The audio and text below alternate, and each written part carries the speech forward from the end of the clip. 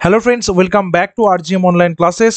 RGM education YouTube চ্যানেলে রোজ সন্ধ্যা 7টার special group C and group D ক্লাসে তোমাদের সকলকে জানাই আরও একবার স্বাগত। তো আমরা যে সেশনটা শুরু করছিলাম সেখানে আমরা সাবজেক্ট ওয়াইজ এবং তারপর বিভিন্ন রকমের পরীক্ষাতে আসা জিকেগুলো নিয়ে ডিসকাস করেছিলাম। আজকে থেকে আমরা সেই ক্লাসটাকে স্ট্যাটিক জিকের কিছু কোয়েশ্চেন্স ডিসকাস করব এবং এই স্ট্যাটিক জিকে কিছু চলতে থাকবে, কারণ লাস্ট টাইম যেটা গ্রুপ সি অ্যান্ড গ্রুপ ডির পরীক্ষার প্রশ্নপত্র তোমরা দেখেছো, সেখানে বহুত কোয়েশ্চেন মানে অনেক কোয়েশ্চেন কিন্তু স্ট্যাটিক জিকে থেকে এসছে। তো সেই কারণে স্ট্যাটিক জিকের কোয়েশ্চেন্সগুলো ইম্পর্টেন্ট এবং এই পার্টে কী কী কোয়েশ্চেন আসতে পারে সেই ধরনের কিছু প্রশ্ন আমরা এখানে ডিসকাস করব, যেগুলো বিভিন্ন চাকরির পরীক্ষাতে বারংবার এসছে। এবং এই ক্লাসটা তোমরা রেগুলারলি কিন্তু সন্ধ্যা 7টা থেকে পেয়ে যাচ্ছ এবং বেলা 12টা থেকে তোমাদের জন্য রয়েছে group C special English grammar and vocabulary classes. তো আজকের সেটে প্রথম প্রশ্ন কি রয়েছে, প্রত্যেকটা প্রশ্নের সাথে 4টা করে অপশন তোমরা পাবে, যেমন যথারীতি প্রশ্ন থাকে। যেটা সঠিক উত্তর বলে মনে করছো সেটা নিচে লাইভ চ্যাট অপশন অথবা কমেন্ট সেকশনে জানাবে। ধূমকেতু কার ছদ্মনাম? এই ছদ্মনামের একটা তালিকা আমি তোমাদেরকে দিয়ে দেবো, সেটা থেকে ভালো করে দেখে নেবে। ছদ্মনাম থেকে একটা দুটো কোয়েশ্চেন কিন্তু থাকে। তো এখান থেকে আজকের প্রশ্ন, ধূমকেতু কার ছদ্মনাম? সত্যজিৎ রায়, কাজী নজরুল ইসলাম, শরৎচন্দ্র চট্টোপাধ্যায় নাকি সুনীল গঙ্গোপাধ্যায়? সঠিক উত্তর কি হবে? সঠিক উত্তর হবে option number B, Kazi Nazrul Islam. এখানে বেশ কিছু কথা রয়েছে বলার মতন। সত্যজিৎ রায়, যিনি অনারারি অস্কার পেয়েছেন তার লাইফ টাইম অ্যাচিভমেন্টের জন্য, তার বিখ্যাত সেই বিভিন্ন সিনেমা মেকিংয়ের জন্যে, তো তার কিন্তু ডাকনাম ছিল মানিক। এটা তার ছদ্মনাম নয়, এটা তার ডাকনাম ছিল মানিক। ধূমকেতু বেসিক্যালি কাজী নজরুল ইসলাম সম্পাদিত একটা পত্রিকা। ধূমকেতু একটা কি পত্রিকা, ঠিক আছে? এবং সেই পত্রিকার সম্পাদনা তিনি করতেন এবং সেখান থেকে তার সঙ্গে তার নামের পরিচয়। এবার যদি আমরা বলি যে অ্যাকচুয়ালি ধূমকেতু ছদ্মনাম হিসেবে ব্যবহার কে করেছেন, তিনি হচ্ছেন গৌরীশঙ্কর গোবর্ধন ধাম যোশী, ঠিক আছে? জি জি যোশী যাকে আমরা বলবো, তিনি একজন বিখ্যাত লেখক। তিনি পুরো নাম হচ্ছে গৌরীশঙ্কর গোবর্ধন ধাম যোশী। তিনি হচ্ছেন অ্যাকচুয়ালি ধূমকেতু নাম দিয়ে বিভিন্ন রকমের রচনা করতেন। আচ্ছা, সুনীল গঙ্গোপাধ্যায়ের নাম কি? সুনীল গঙ্গোপাধ্যায়ের আমরা সনাতন পাঠক হিসাবে তার বিভিন্ন লেখা দেখি, সনাতন পাঠক ছদ্মনাম হিসেবে। এবং তার পাশাপাশি তিনি নীল লোহিত কথাটাকেও ব্যবহার করেছেন কোথাও কোথাও, নীল লোহিত। এবং শরৎচন্দ্র চট্টোপাধ্যায় তো অনিলা দেবী রয়েছে এবং আরও অন্যান্য রয়েছে, এগুলো হচ্ছে প্রচলিত, ঠিক আছে? তো আনুষঙ্গিক তথ্যগুলো তোমরা রাখবে, এগুলো তোমাদের পরীক্ষা প্রস্তুতিতে কাজে দেবে। মারগাম কালী, ঠিক আছে? মারগাম কালী কোন রাজ্যের লোকনৃত্য?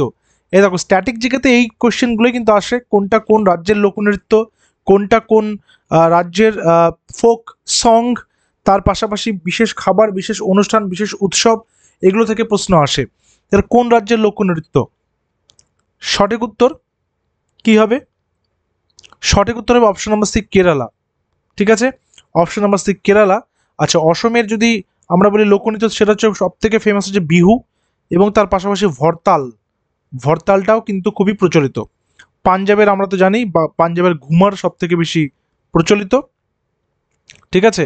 আচ্ছা, নাগাল্যান্ডে কী রয়েছে? নাগাল্যান্ডে কিন্তু রয়েছে ঝাংসাং বলে একটা রয়েছে,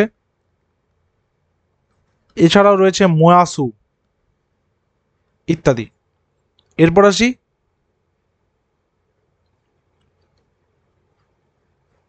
বলেছে performance by an actor in a supporting role এর জন্য 2020-তে একাডেমি অ্যাওয়ার্ড কে পেয়েছেন? এই কোয়েশ্চেনটা সিএইচএসএল এসেছিল, ঠিক আছে? উচ্চ মাধ্যমিক লেভেল পরীক্ষার প্রশ্ন যেহেতু, সেই কারণে এটা নিয়েছি। সিএইচএসএল 2020 সালের প্রশ্ন এটা, তো সেই কারণে এখানে 2020 চাইছে। আমরা এর পাশাপাশি 2024-এরটাও কিন্তু করে নেবো এই ক্লাসের সাথেই।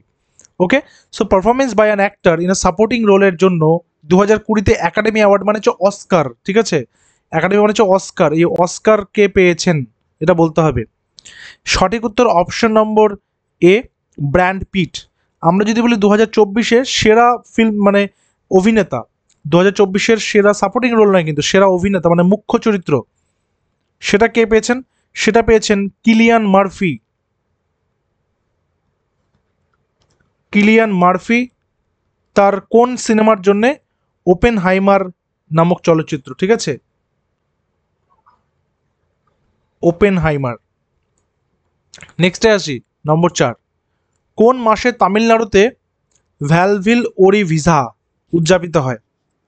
তামিলনাড়ুতে ভ্যালভিল ওরিভিসা উদযাপিত হয় কোন মাসে? সঠিক উত্তর অগাস্ট মাসে।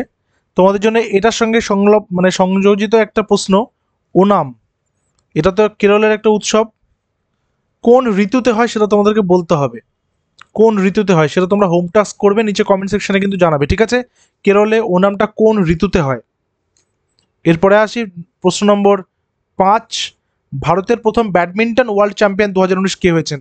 যেহেতু প্রথম ব্যাডমিন্টন ওয়ার্ল্ড চ্যাম্পিয়নের কথা বলছে, সেজন্য এখানে সালটা না দিলেও কিন্তু এটা ততটা রিলেভেন্ট কোয়েশ্চেন। মনে রাখতে হবে যে কোনো কিছু প্রথম কেউ যদি করে থাকে তাহলে সেটা সব সময় ইম্পর্টেন্ট।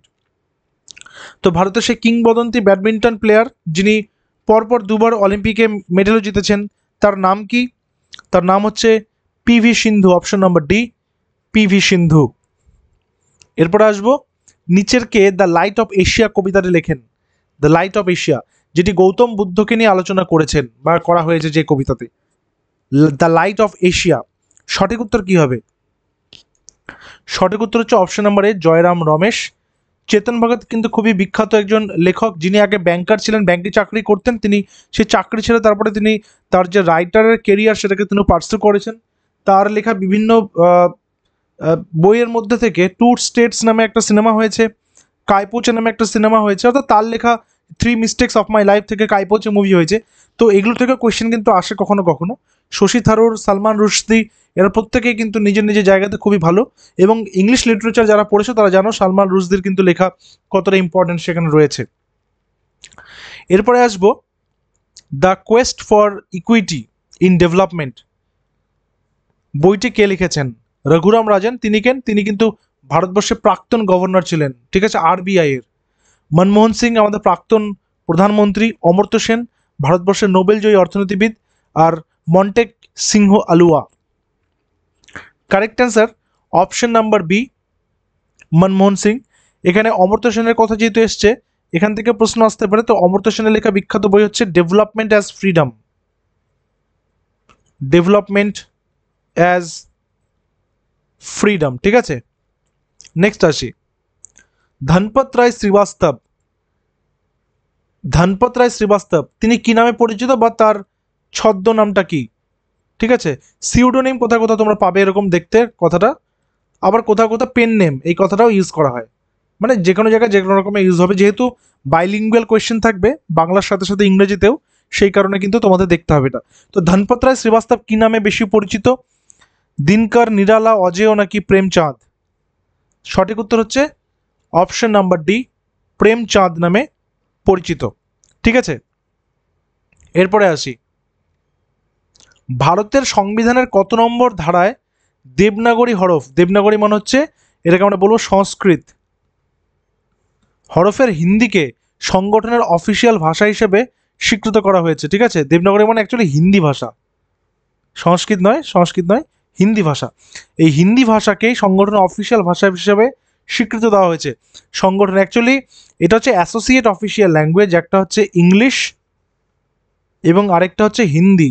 এই দুটো অ্যাকচুয়ালি মনে রাখবে, ভারতবর্ষের কিন্তু কোনো রাষ্ট্রীয় ভাষা নেই, ঠিক আছে, কোনো জাতীয় ভাষা কিন্তু নেই।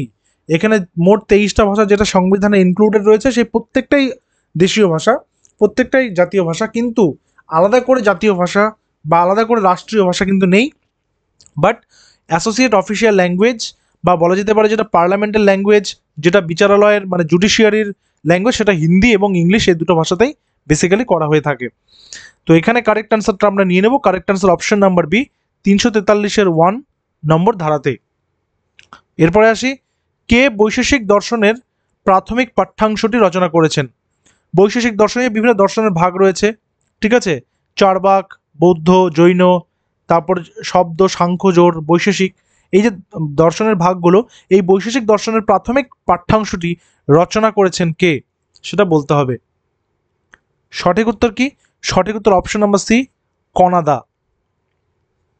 এরপর তারিখ ই দিলখুশা, তারিখ ই দিলখুশা বইটি কে লিখেছেন? চরক, সুশ্রুত, পাণিনি নাকি ভীমসেন? চরকের লেখা বিখ্যাত বইয়ের নাম কি? চরক সংহিতা। এই নাম থেকেই মনে রাখবে, তাহলে মনে থাকবে। সুশ্রুতের লেখা বইটার নামও সুশ্রুত সংহিতা।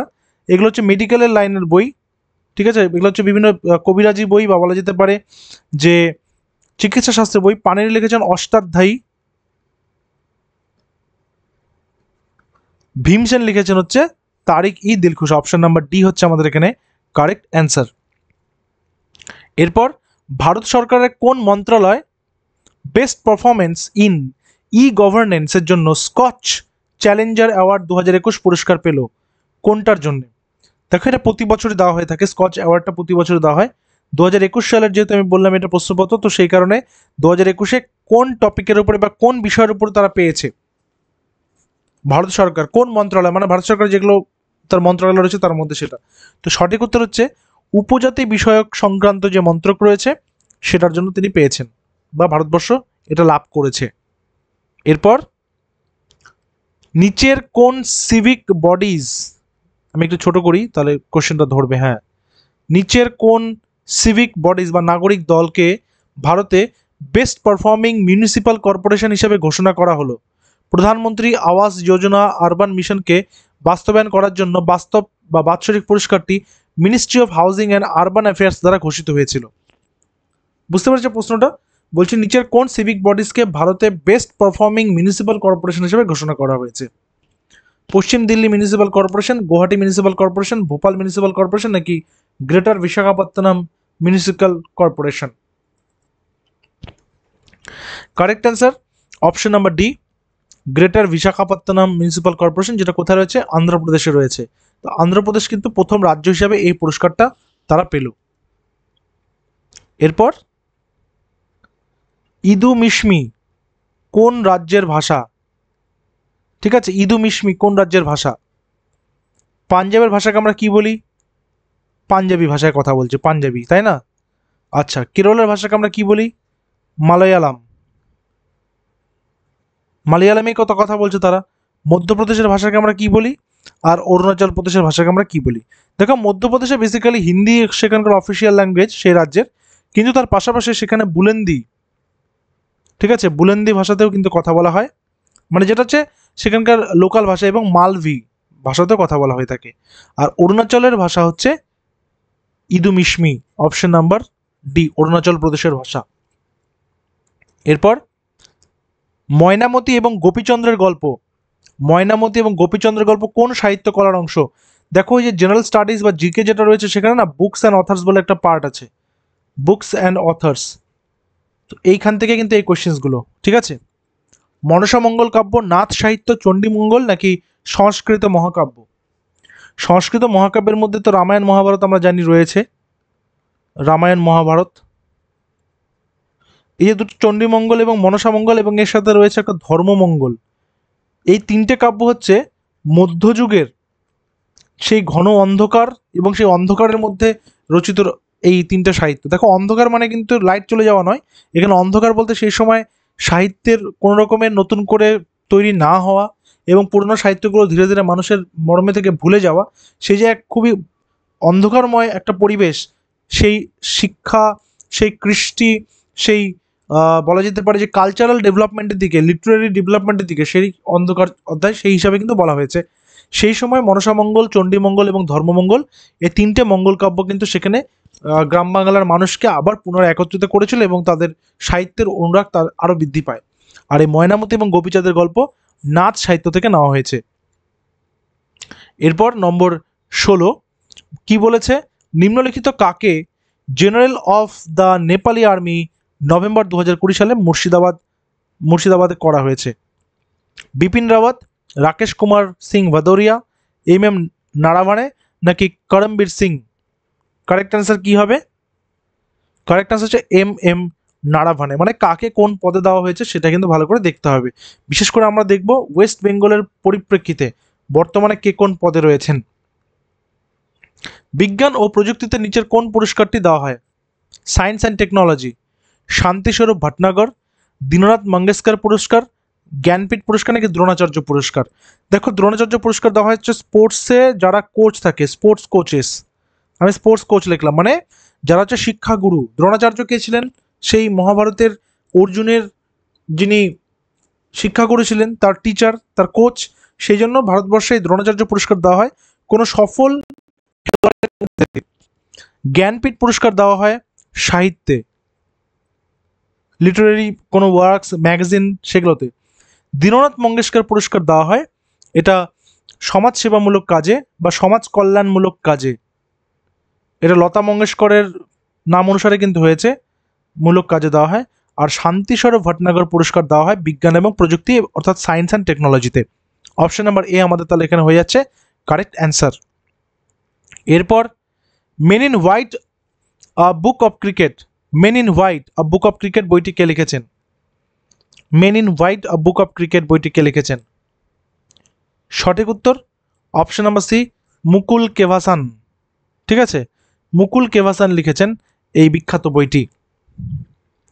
পরবর্তীতে আসবো, মানে এক্ষেত্রে একটা জিনিস তোমরা দেখবে যে বিশেষ করে ভারতীয় যারা খুবই বিখ্যাত ক্রিকেটাররা রয়েছেন, বিশেষ করে সচিন তেন্ডুলকর, কপিল দেব, সৌরভ গাঙ্গুলি, রাহুল দ্রাবিড়, অনিল কুম্বলে এবং আরও অন্যান্য, তাদের যে সমস্ত অটোবায়োগ্রাফি পিসগুলো রয়েছে সেগুলো একটু নামগুলো দেখে রাখবে, ওখান থেকে একটা দুটো প্রশ্ন চলে আসবে।